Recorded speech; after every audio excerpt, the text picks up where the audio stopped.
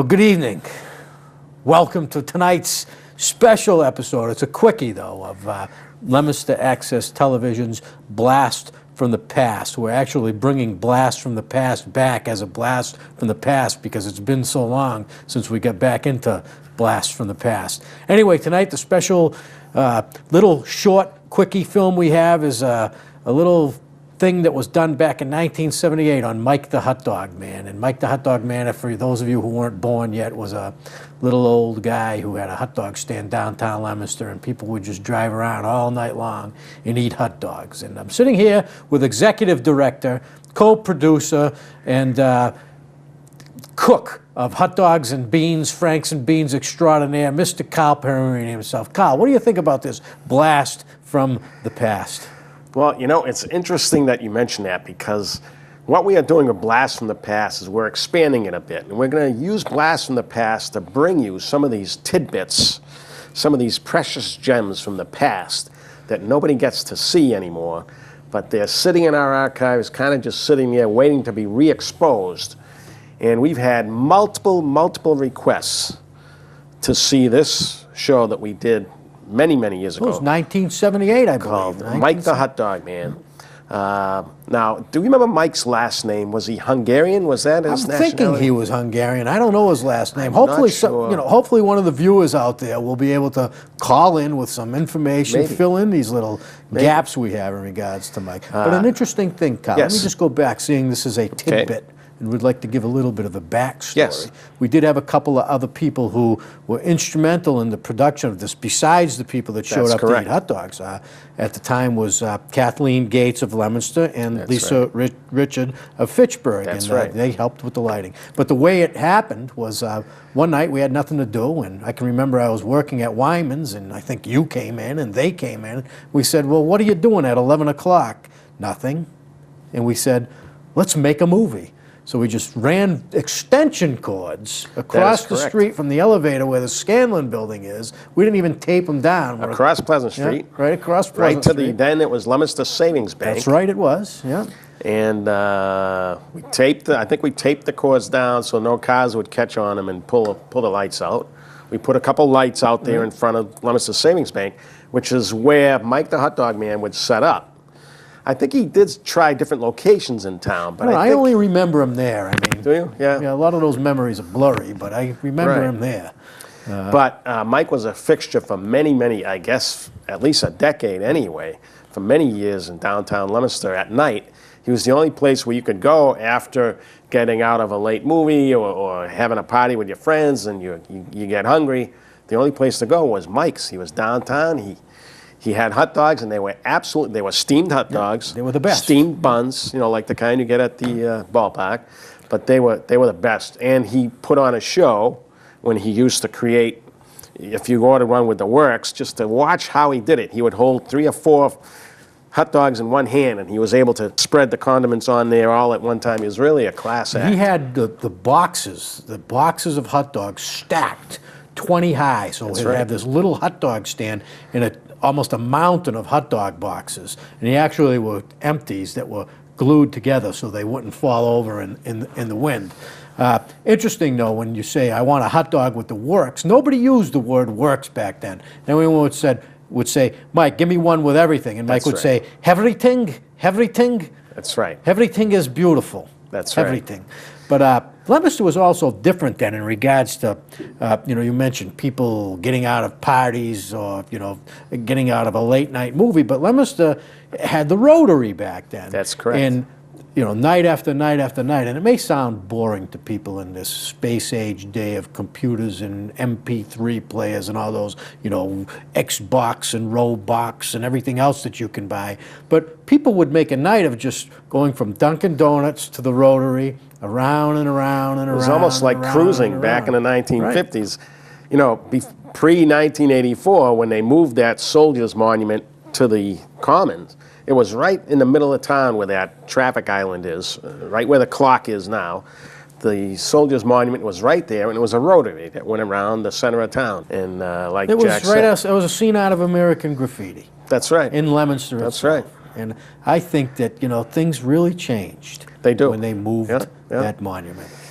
But Now, another thing I heard about Mike, which we're not sure what his last name was, and I'm sure somebody's going to call us and let us know what his last name was, but I heard that he liked to play the ponies, too. That's Yeah, I what heard he liked to, like he'd make a good amount of cash money at night, and then, That's right. then in the afternoon in the summer, he'd, take a ride up to Rockingham Park, and, winter he, didn't go out that much. I That's think he went right. out till maybe a little bit before this time of year now, which is November or December. And But, this was pre-Foxwoods and pre-Mohegan Sun, so he and didn't I have think a it was place. actually before Rockingham burnt down and they built the new Rockingham. I think you're right. Yeah, I think or you're about right. that time. Yeah. I can't remember the year, but yeah, they say he liked the ponies. But his business was all cash, Yeah. and that's one way to liquidate it quickly. That's right. Not only that, if the IRS wants to come after him now, there's, good luck. He's been dead for quite a while. That's right. Now, over the years, there's been people that have tried to duplicate the Mike's experience by setting up hot dog stands around different versions around town. Not quite the same, as you will see from seeing this film. The whole feeling and the whole camaraderie of the people that used to come and visit Mike, and hopefully you'll get a taste of it. Now, remember, this was before video anyway. We did not record sound that evening, so the film you're going to see has no sound. We kind of put music over it to kind of give it some flavor. But I think you'll like this. Another, just real quick here, I want to touch upon this. You mentioned Mike's affinity for the ponies, his willingness to take some of the hard-earned cash that he made at night and venture forth to Rockingham Park during the day. But Mike also had another love, and that love was the love of young, beautiful women. That is and that correct. will be evident in this film also. Yes, it Mike will. had a way with women, and the women loved him as much as he loved the women, and he was quite the ladies' man. So He was. yes. And in the age now of political correctness, back then, there wasn't quite such a thing. And you could get away with some things, as you will see. Right, you could Which kiss a would- girl on the lips in public and That's not right. worry about some That scumbag is- lawyer taking you to court. Right? That's right. But, That's right. And Mike did a great job at that. He did an excellent job. He was Do you very think it good had at anything to do with the Freudian connection between the fact that he was in the hot dog business, how the women took a like to him? It could be. I mean, it could very well be. I don't know. Now, Mike never got into the foot-long hot dogs. He was always with the shorter ones. Well, there was correct? rumors about that, but that's a place I would never go. Okay, that's very good. But anyway, I think we should break off to this There's short one film. last thing, though. I'm One sorry, last Kyle. thing. Do you remember when you used to say, give me one with everything? What was his saying? He'd say pickles, onions, what did he Onions. use? Onions. Onions. Pickles, onions, mustard, relish. Everything. Everything. Everything. You had to experience it. Yeah, it There was was the no best. one like Mike. I mean, he was the guy. Yeah. So without further ado, for all you people who have been waiting to see Mike the Hot Dog Man from the early 70s, what, 78? 78, I believe. 78. You'll get an idea of what I think Mike was out there in the 60s. He was out there for a long time. So you're going to get to see him in all his uncircumcised glory. That's right. Now, this was a few years before Mike retired, so he was toward the end of his game a little bit, but you can see he was still, he's still on the ball. Yeah, so. he still had the English when he flipped the He did. buttons. He really did. He could do it. He could do it all. Let's take a look at Mike the Hot Dog Man. Take it away, Justin.